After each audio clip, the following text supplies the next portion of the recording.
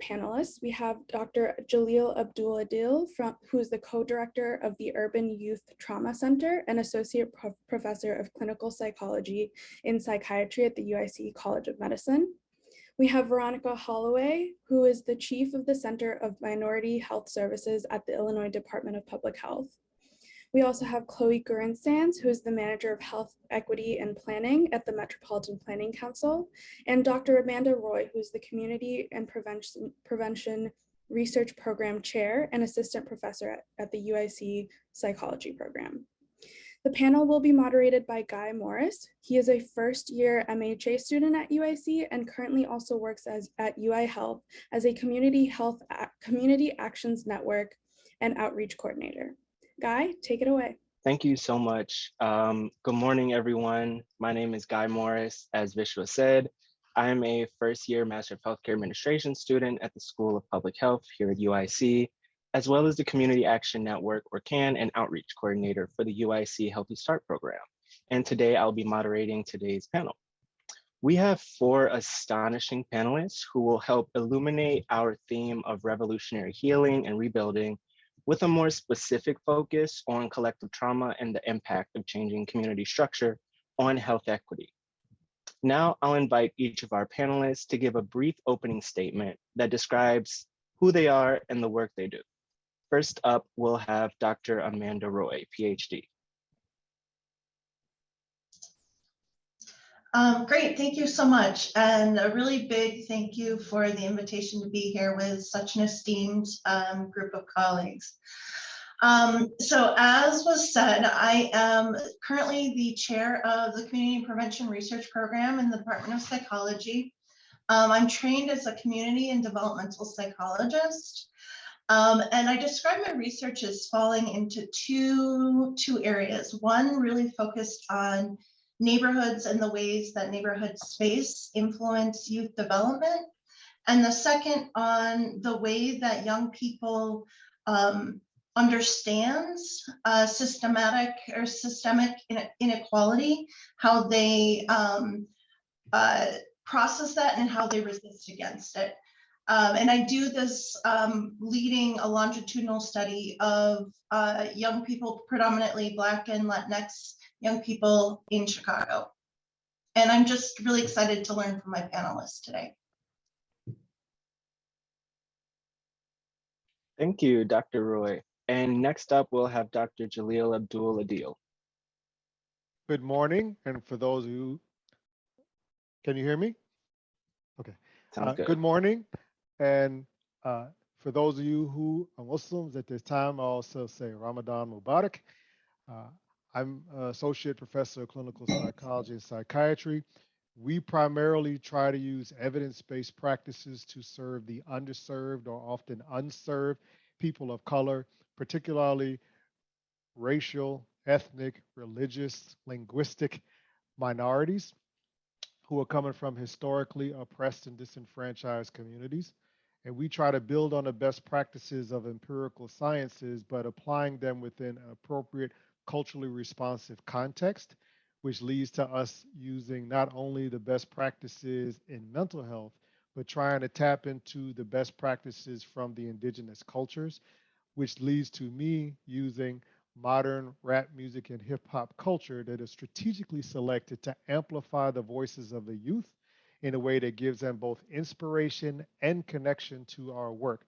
And I look forward to participating in this panel. Thanks again for inviting me. Thank you, Dr. Abdul-Adil.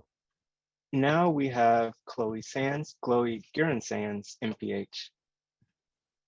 Good morning, everyone. I echo similar sentiments of thanks for being invited and getting to share the stage with these wonderful folks this morning. So I'm Chloe Gruin-Sands, she, her pronouns. I'm a manager of health equity and planning at the Metropolitan Planning Council, where I focus on integrating a public health perspective into our work in urban planning and policy, really looking at a lot of the social and structural determinants of health, transportation, housing, economic development, and natural resource management. I'm also a graduate of the UIC School of Public Health, so glad to be back with you all. Thanks. Glad to have you. And finally, we have Veronica Halloway, MA, MAS. Good morning, everyone. Can you hear me well? Because I'm having internet. Okay, great. I might cut off, so just FYI. But thank you. I am excited to be here with this esteemed group of people, and definitely with the UIS students. So I work for the Illinois Department of Public Health. I am the chief of the Center for Minority Health Services. And simply what that means is that my office acts as a liaison between IDPH and our communities of color, our marginalized communities, our disenfranchised communities. So we do a lot of community engagement outreach. We do a lot of grant awards to small community partners to do the health and health equity work in their respective spaces. So we have a lot of initiatives. I also chair the Health Equity Council in-house, because we believe at IDPH that if we are not right in-house, then we cannot affect health and health equity outside of our world. So those are some of the hats that I wear at IDPH, and I'm happy to lend some of my my input here. Thank you. Thank you all panelists for introducing yourself. And I will start us out with this first question for everyone. In your opinion, what are the most critical changes we must make in order to actualize revolutionary healing and rebuilding within communities of color? And what are some concrete action steps individuals or communities can take to produce that necessary change?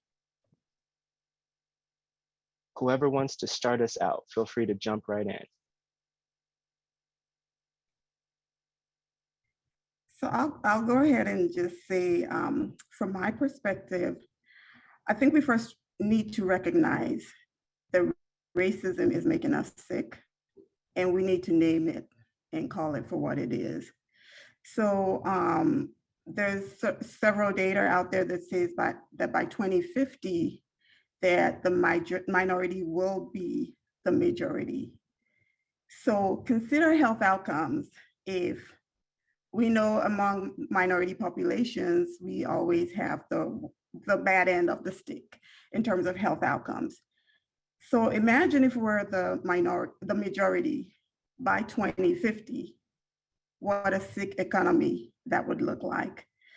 And so we know that the social determinants of health play a big role in health outcomes. And so we need to act on it by centering health equity within our organizational structures. I know at IDPH, we recently redid our mission and vision statement to incorporate health equity and well-being for all into our mission and vision statement. And then we also developed a set of guiding principles that we adhere to within IDPH, and health equity is central to that as well. So just making it an overarching goal and pillar of your organizational's strategic plan is key to keeping the focus. And then just diversifying the workforce is another challenge that we have internally that we're working with. And so just offering opportunities for trainings, implicit bias training, I know is one of the things that our employees have said that they would like to focus in on much. So just kind of addressing those issues. And finally, it takes all of us. So we at IDPH can't just work in silo. We need to be out in the communities. We need to be listening to what the community is saying, and we need to be co-creating health and wellness alongside our communities.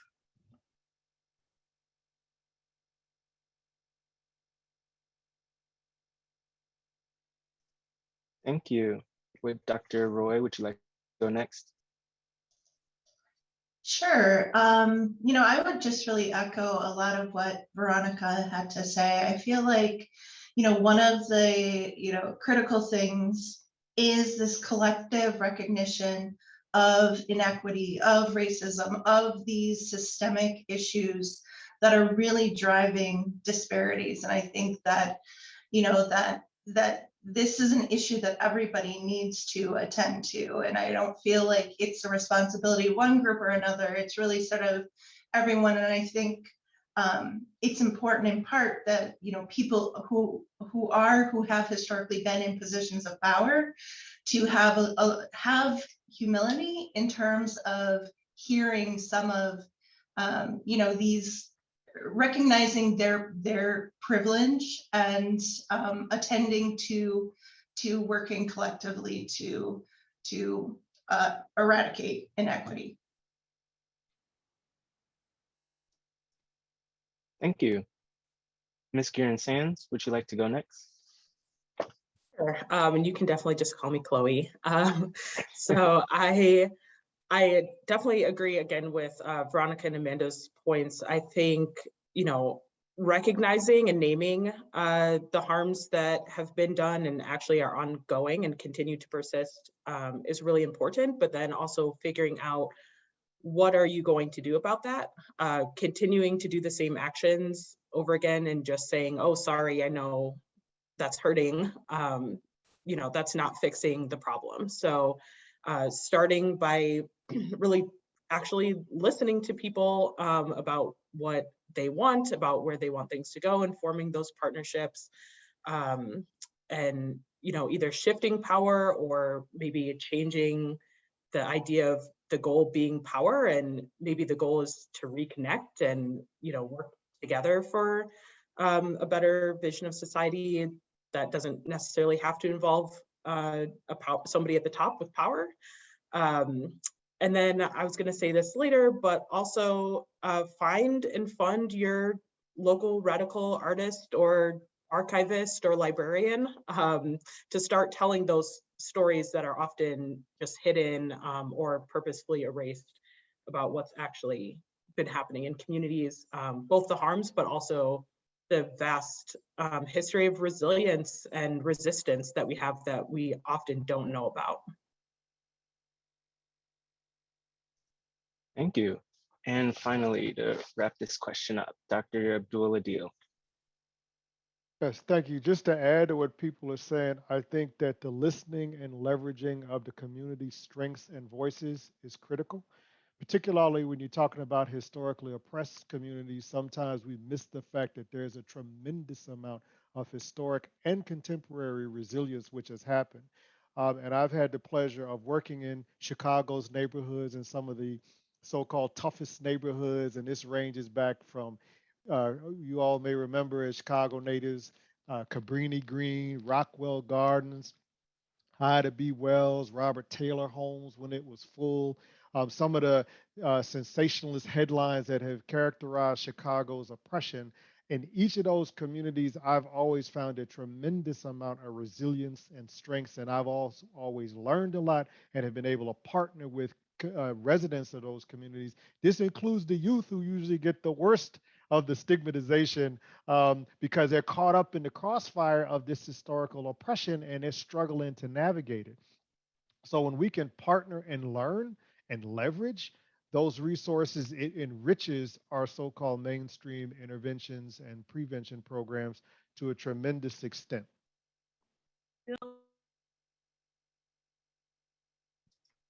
Thank you. Thank you, all the panelists. I'd like to echo that a lot of what was said from this first question was that we really need to recognize the problems, especially of racism and systemic and structural oppression, and address it head on by naming it and actually saying it. Say the name and it'll get rid of the beast, hopefully.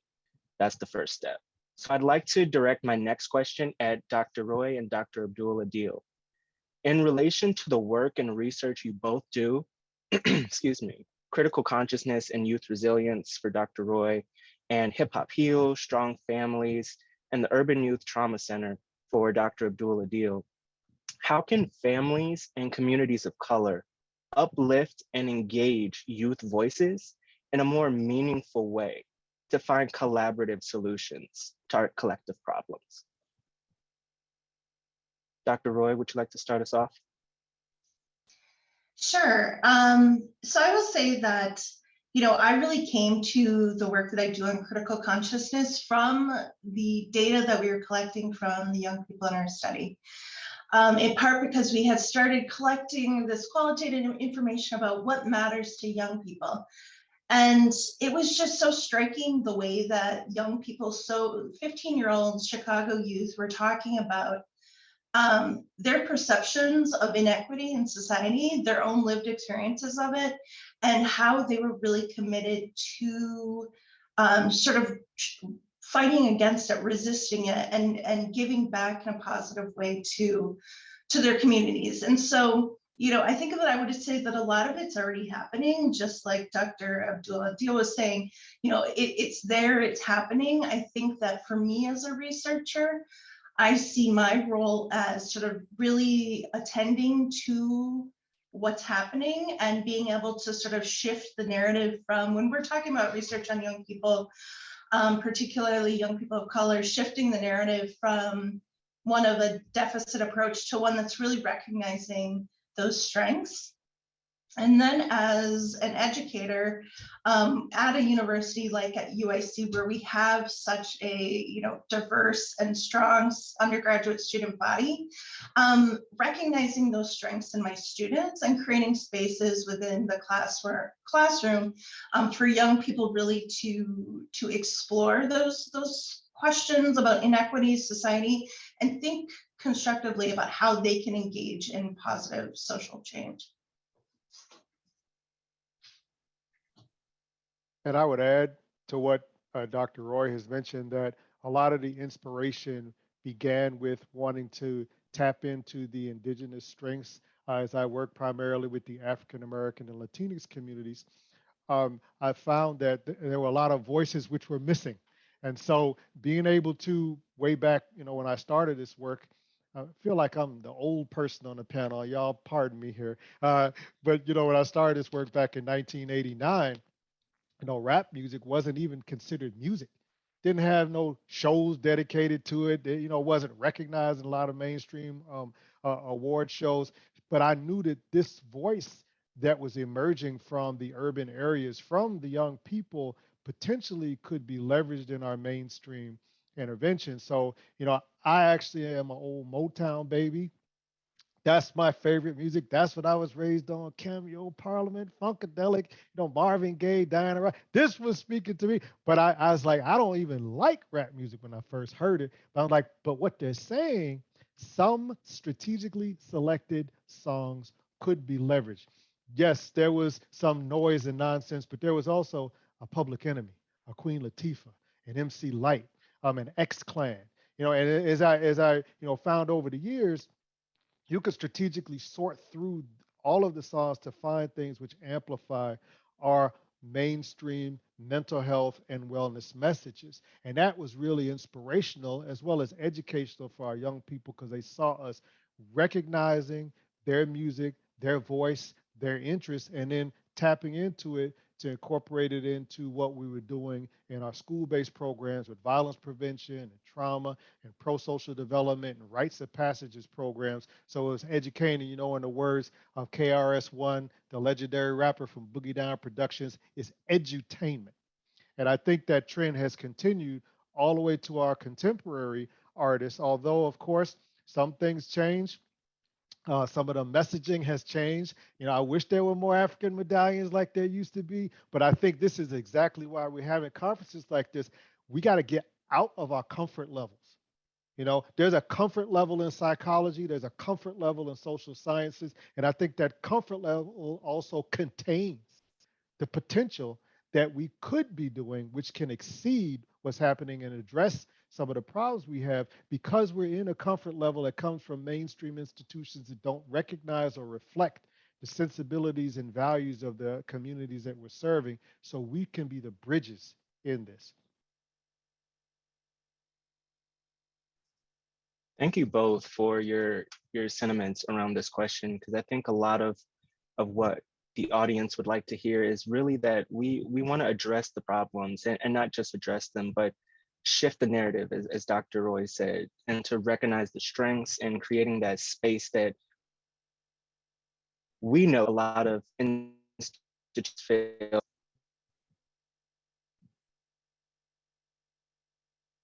Can you guys hear me? It looks like I was breaking up a little bit. Okay, I'm back. Sorry about that. So my next question I'd like to ask Ms. Halloway. How can communities of color more effectively use technology and other social media to heal and rebuild from trauma and other health disparities? So thank you for that question. And I kind of want to build off of what Dr. Adil just said about the edutainment piece, because when I started running a program back in 2005, and that was when social media was just, kind of taking roots. And so one of the things was targeting youth and young minorities. And we incorporated a lot of edutainment into engaging and encouraging students and youth to talk openly about HIV, talk openly about the stigma that's addressing it, and then more importantly, be able to show up, get tested, and encourage your friends and families to get tested. And I remember we revoked, I think that invoked people like, there was Rhyme Fest, so a Chicago native, there was Twista, there was, I'm showing my age now, but there was a lot of, young and up and becoming artists in the Chicago area that we used to drive this message. And we really were able to turn that tide and, have people, not be ashamed or not stigmatize HIV, but embrace it. So that's one way that we really started honing in and using social media to reach targeted populations. And, but of course, at public aid health, we deal with vast, a diverse set of individuals, geographies, needs are different. So right now we currently do have social media, Facebook, Instagram, and Twitter that are being used. But one of the things that we've discovered is that we need to be in partnership with communities. So we have actually COVID, as you know, taught us a lot, shed a lot of light on disparities that, some of us have been talking about for decades, but really came, full blown front and center in times of COVID. And so we actually have engaged community ambassadors in every county throughout the state. And what we do is we feed them with social media content that are research-based, scientific-based, evidence-based, and just, the correct facts.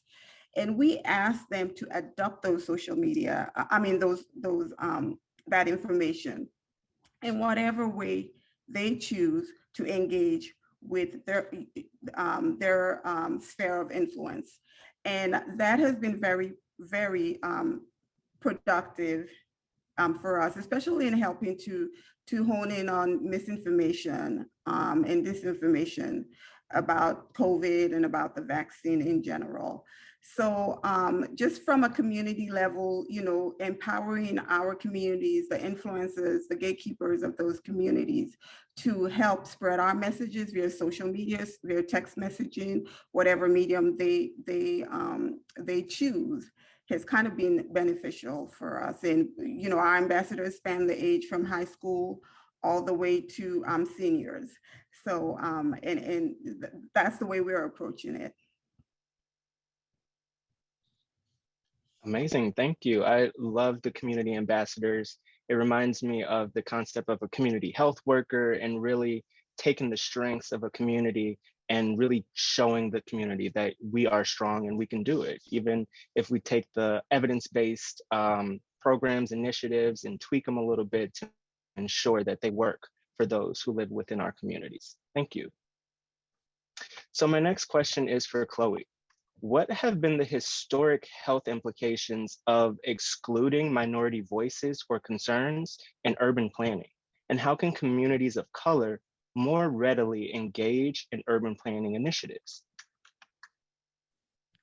Thanks, and I think we've been hearing about already what some of the implications have been, even in the discussion so far, but the legacy of health implications of excluding racialized voices in planning processes, we're still seeing it today. It's still ongoing, right? So to be clear, I'm talking about both purposeful exclusion as well as just negligent exclusion of marginalized voices.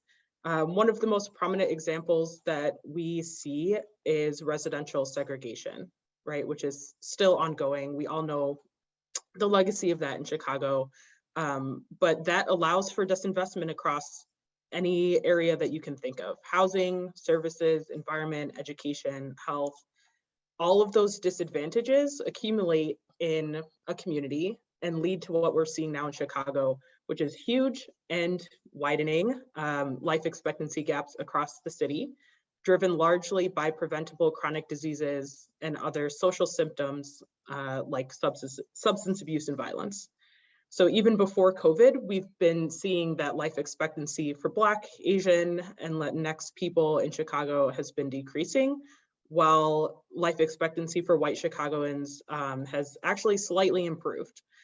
So yeah, that's what we're seeing. There's a lot more specific outcomes around specific kinds of diseases and things that we're seeing as part of that, but at the base, that's how it's continuing.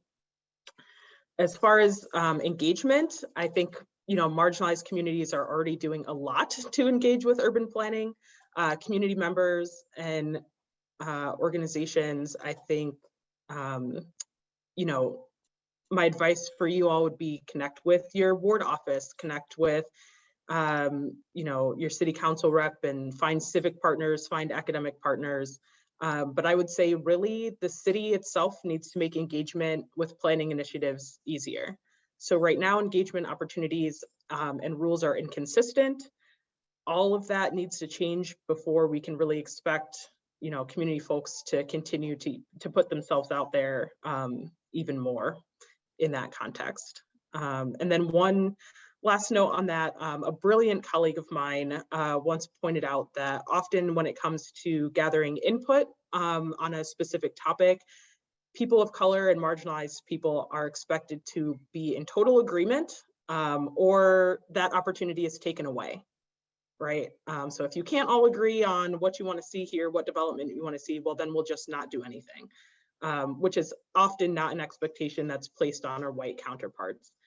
So I just think of, for example, what's happening right now with the discussion about ward remapping and how much folks are having to compromise and how that is erasing, the diversity that we have within our own communities about what we might want to see and what our preferences are.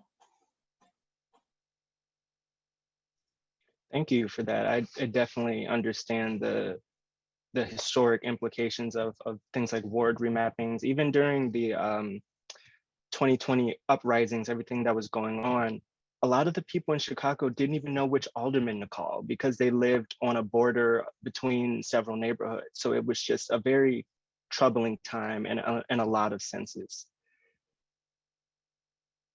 So my next question is for really anyone on the panel who does teaching, who does mentoring, and would like to answer.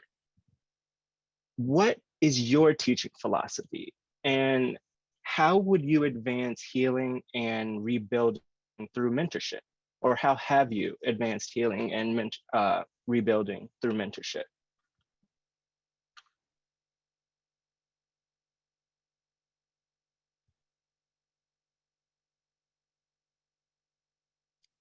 I can start. I'm not an educator in the traditional sense, but in a past life, I was an instructor for an intergroup dialogue class and doing some DE&I education. And so with that focus, a lot of it was just really starting people on their journey of understanding, here are my identities, and here's how they map onto me, here's how they relate to the world around me. And so I think at a very personal level, just making that connection of, nobody is living in a bubble. The things that are happening around us that affects your who you are as a person, how you see yourself, how you connect to your work and what you're interested in, really. And so for me, when I am, quote, educating people in that way, just opening up that conversation and, you know, kind of being there to support as people are figuring that out has been my experience.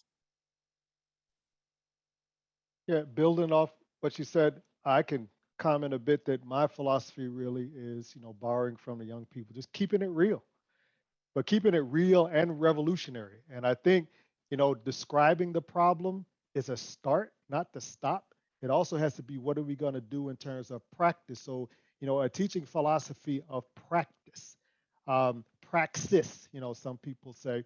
And I think, again, but teaching from a historical, cultural perspective. So it's one thing to say what needs to be done, but, you know, especially working with young people and young adults, they would much rather see a speech than hear one. So they want to say, what are you doing? You know, how are you going to address this? And by keeping it real, commenting on things like, especially with violence prevention, not pretending like gang violence started with young, low-income people of color. Talking about the whole trajectory of so-called gangs and street organizations beginning as protections against the hate crimes, which were being committed against people of color, and how they were first self-defense organizations in communities, and then the decimation of those pro-social organizations because of the counterintelligence program, which is a historical fact, not a conspiracy, that the government specifically persecuted and decimated the civil rights leadership, which led to mentorless generations degenerating by pressures of poverty, gang infestation, and gun proliferation, specifically before Iran-Contra, contributed by the government, and, you know, playing on the weaknesses and vulnerabilities of oppressed communities that now you see this dynamic today. Now, that's historical facts, but how often are they taught as part of the history of our communities? See, so you can lie by commission, but you can also lie by omission. And I think we need some so-called radical approaches to just calling things what it is, and then talk about how can we recapture some of the healing which has been done in our community. So, you know, I will bring out lyrics that you will hear and voices that you will hear, many inspirational names, doing a little lyrical libation here. You should, you know, our young people should know about Mansu Musa, Harriet Tubman, Marcus Garvey, Ida B. Wells, Paul Robeson, Fannie Lou Hamer, H. Rap Brown, Angela Davis, Fred Hampton, Betty Shabazz, and many more sheroes and heroes who live every day in their communities. So it's connecting the historical to the contemporary in terms of the development.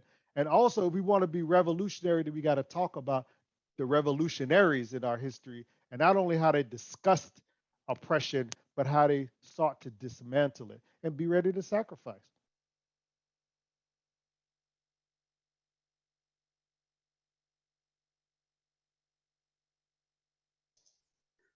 I hesitate to go next because I loved everything you just said.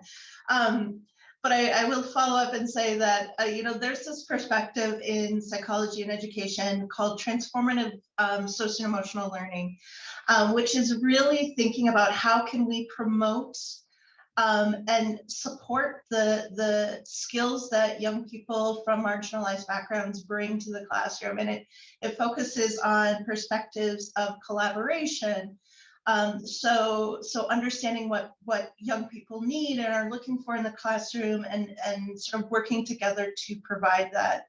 The focus on identity, like others have talked about. So understanding, you know, where young people are coming from, but also the educator's identity and the identities of the other people in the classroom.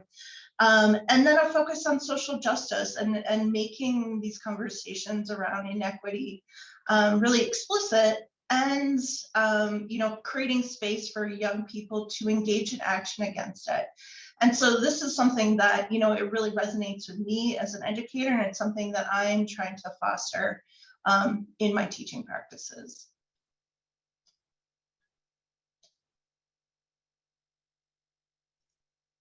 Thank you all. I'll wait and see if Ms. Halloway would like to answer. No pressure. Oh, well, no, I'll just echo everything. I'm not in the teaching field, but I will echo because the same things that are being discussed are practical when you do it through community engagement. You gotta, you gotta center the community and be in tune with what their needs are. Every voice needs to be uplifted, and you have to have a common agenda. You have, otherwise that's recipe for chaos. And we got to respect that everybody will come into, even though we're focused on this particular issue, everyone has their level of expertise that they can bring to the table for the common good. So those are just, a couple of things that I just wanted to echo and lift up as part of our community practices as well. Thank you all. I really wanted to ask the question about teaching and mentorship because, like you said, Ms. Halloway, it's not just about being an actual professor and teaching professionally. It's about, like you said, community engagement and really understanding the community. And a lot of what was discussed is really having some sense of self-awareness and what you bring to the table and helping others bring out their full potential. So thank you all. To close out our discussion, I'd like each of our panelists to give your biggest takeaway, audience takeaway, or something new that you learned from today's panel. I will start us out with Chloe. Okay, putting me on the spot. I learned a lot. I just think being in this space, hearing, especially I think the perspective from, the psychological perspective and the technology perspective, those are things that aren't necessarily in my realm. So hearing about how those are being used, to support these movements that people are building has been really illuminating. So thanks. Thank you. Next up, I'll go to Dr. Roy. Thank you. Yeah, so I also learned a lot. It's been a really great conversation. I think that what has resonated with me is though we all are coming from slightly different backgrounds, different sort of professional spaces, hearing the commonalities that did come out, I think around recognizing inequity, speaking to it, and really engaging the people that we work with in a collaborative way, really is sort of exciting to see that there is this sort of commonality in practice. Thank you. Next, let's have Ms. Halloway. Thank you. So I think from this group, I have learned, and I am very pleased to note that, at least in this fair, academia and public health practices are really speaking the same language, because often what you learn in academia, when you get into the real world, you find out that, oh my God, I don't have the skill sets to deal with this. So that is something that's been really refreshing and inviting to learn, from this group. And then the other piece that I just want to hone in is that just in everyday practice, even whether in academia or in real public health practice, you cannot be sitting up in your Eiffel Tower and deciding what's going to work for people. You have to be one with the community. You have to build trust. That was a hard lesson we learned during COVID, because there were communities that just did not trust us. We had never, till COVID, had any engagement in, interaction with them. And here we are now telling them what they should be doing. So very important to be in tune with what your community's needs are, in collaboration, collaboration, collaboration. Thank you. And to wrap us up, Dr. Abdul-Adil. Yeah, I think I've been affirmed my belief and inspired by my fellow panelists that we cannot fall into this trap of the tenure track shackles. And what I mean by that is academia has criteria for progression with education that can often shackle you from saying or doing things which really protect your accountability to the community. And I think, and I like the title radical. There needs to be more radicalism to move beyond the status quo. And the message that I also hear amplified is resiliency. And some of the things that we talk about with our young people is your worst act does not define you. And you can transcend your struggles with the proper support, but we have to work with you to do that. And beyond that, we like to also say, and your best day that you think is your best day hadn't even happened yet. Because who knows what talent, and capabilities you have that we're going to unlock once we get rid of some of these structural obstacles and support you the way you need to be supported. And that's like everybody can pitch in. And I do think that when you're on a panel like this, despite our diverse academic interests and trainings, you see a common voice and a framework that can really partner with communities on multiple levels. And that is inspiring to hear.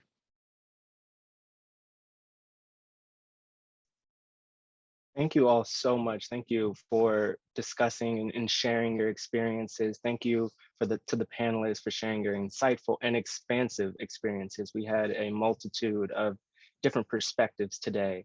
And to the attendees for joining in and listening to our discussion this morning. For now, I will pass it over to Dr. Nadine Peacock.